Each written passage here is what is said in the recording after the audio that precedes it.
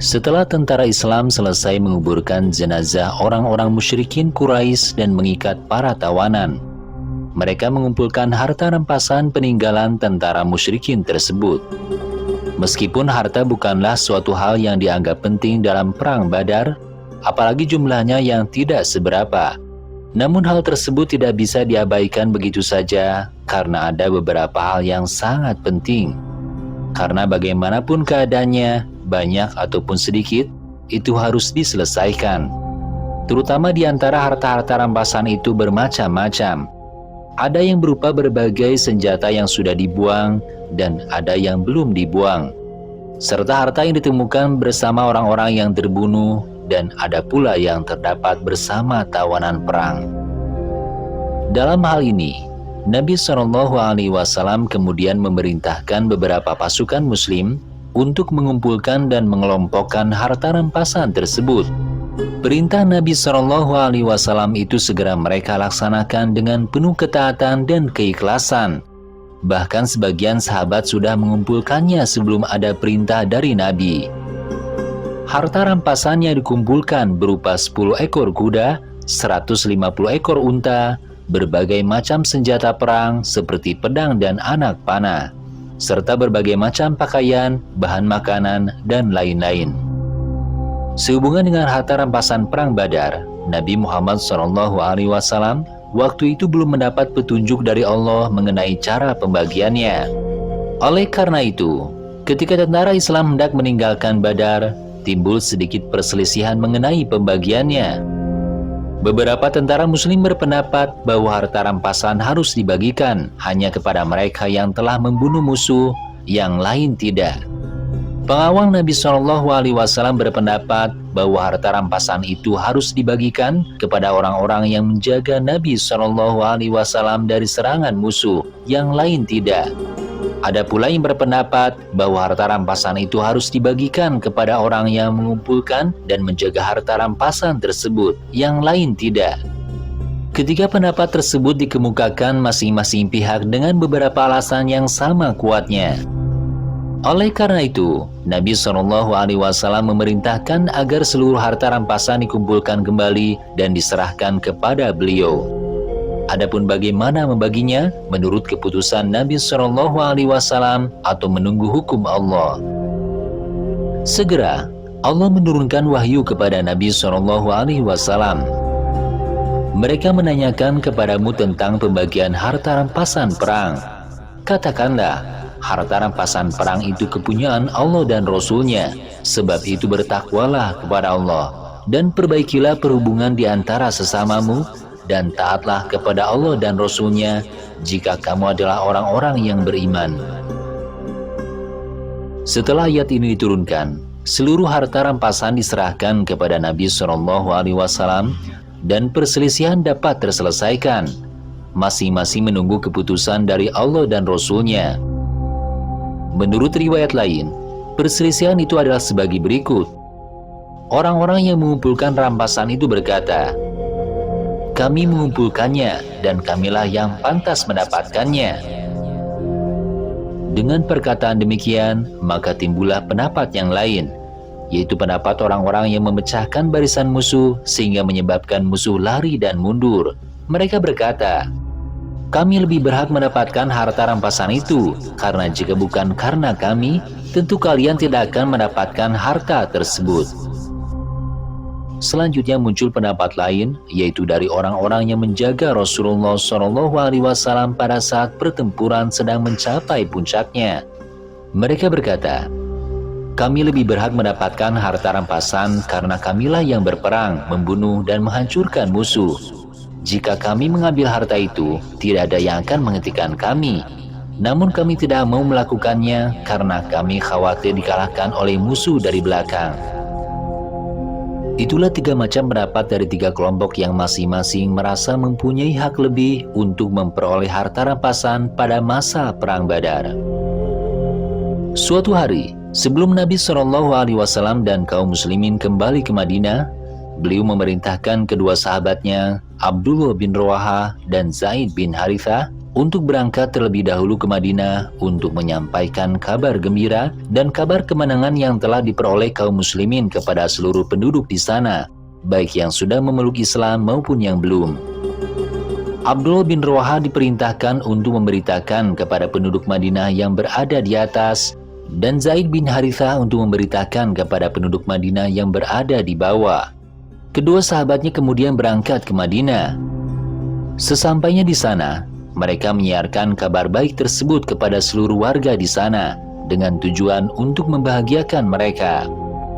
Kabar bahagia dan kabar kemenangan yang disiarkan keduanya antara lain: Utbah bin Rabi'ah telah meninggal, Saibah bin Rabi'ah telah meninggal, Abu Jahal bin Hisham telah meninggal, Jam'ah ibnu Aswad telah meninggal, Abdul Bakhtari bin Hisham telah meninggal, Umayyah bin Khalaf telah meninggal, Nubai bin Hajjaj telah meninggal, Munabi bin Hajjaj sudah meninggal. Mereka menyebutkan satu persatu nama-nama pemimpin kaum musyrikin Quraisy yang terlibat dalam perang Badar. Setelah semuanya selesai, Nabi SAW berangkat bersama pasukan Islam menuju Madinah. Semua tahanan sudah diberangkatkan terlebih dahulu. Dari Badar, mereka melanjutkan perjalanan menuju Madinah. Setelah sampai di dusun Ar-Rauha, mereka bertemu dengan kaum muslimin yang menyambut kedatangan beliau.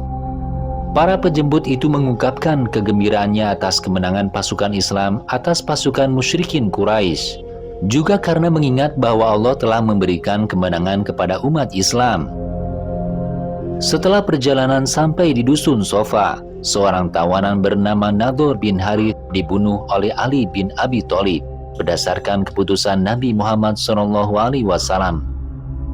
Riwayat singkat sebelum Nadhr bin Harith dibunuh adalah sebagai berikut.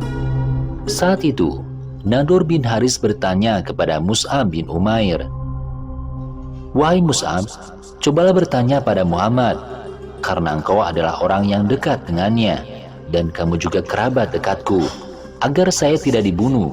Jadikanlah saya laki-laki seperti teman-temanku yang ditawan." Mus'ab menjawab, "Itu tidak mungkin, karena engkau adalah orang yang mengolok-olok Rasulullah seperti ini dan itu. Engkau juga menghina kitab Allah begini begitu. Engkau juga menganiaya orang-orang yang mengikuti Islam. Karena itu, sekarang engkau harus mati." Nadhr berkata, "Apakah engkau tidak merasa kasihan padaku? Sungguh jika engkau tidak mau menyampaikan permintaanku, demi Allah, saya pasti akan dibunuh sekarang." Mus'ab menjawab, "Saya tidak akan mengabulkan permintaanmu karena engkau telah menghina kitab Allah."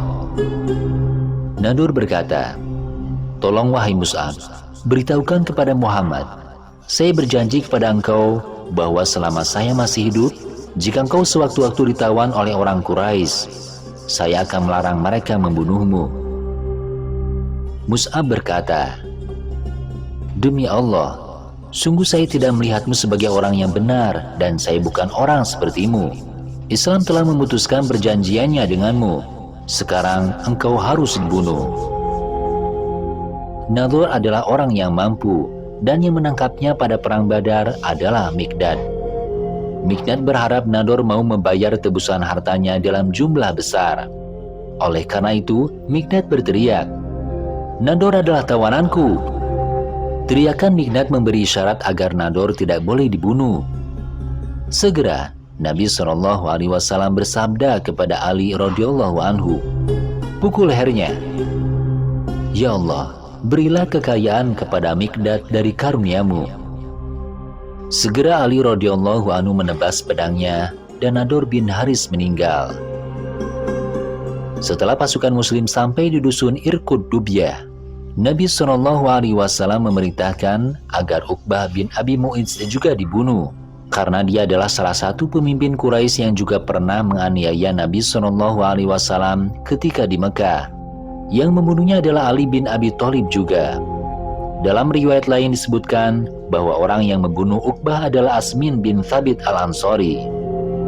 Ketika Nabi SAW memerintahkan untuk membunuh Uqbah, Uqbah berkata kepada Nabi, "Wahai Muhammad, siapa yang akan menjaga anak-anakku nanti?" Nabi SAW bersabda, "Sayalah yang akan menjaga anak-anakmu." Setelah Uqbah dibunuh, Nabi SAW dan pasukan muslim melanjutkan perjalanan ke Madinah. Telah dijelaskan sebelumnya bahwa harta rampasan perang Badar menimbulkan perbedaan pendapat di kalangan kaum muslimin tentang siapa yang berhak menerimanya. Hal ini terjadi karena hukumnya belum dijelaskan oleh Allah. Perselisihan agak mereda setelah seluruh harta rampasan diserahkan kepada Nabi SAW. Setelah perjalanan Nabi dan pasukan muslimnya sampai di dusun Madikus Sofro, Nabi SAW menerima wahyu dari Allah. "Ketahuilah, sesungguhnya apa saja yang dapat kamu peroleh sebagai rampasan perang, maka sesungguhnya seperlimanya untuk Allah, Rasul, kerabat Rasul, anak-anak yatim, orang-orang miskin, dan ibnu sabil. Jika kamu beriman kepada Allah dan kepada apa yang kami turunkan kepada hamba kami Muhammad di hari Furqan, yaitu di hari bertemunya dua pasukan, dan Allah Maha Kuasa atas segala sesuatu." Nabi SAW lalu memerintahkan seluruh tentara Islam untuk berhenti di tempat itu karena ingin membagi rampasan perang Badar. Selanjutnya Nabi SAW mengambil tempat di tanah yang sedikit lebih tinggi. Kemudian beliau membagikan seluruh harta rampasan perang Badar secara adil, tidak berlebih dan tidak berkurang sesuai perintah Allah Subhanahu wa Ta'ala.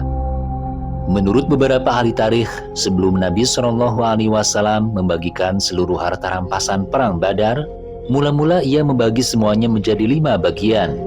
4 bagian dibagikannya kepada seluruh anggota pasukan perang secara merata, sedangkan bagian lainnya diberikan kepada 5 bagian, yaitu Allah dan Rasulnya, kerabat Nabi yang masuk Islam, anak-anak yatim, orang miskin, dan musafir yang kehabisan bekal.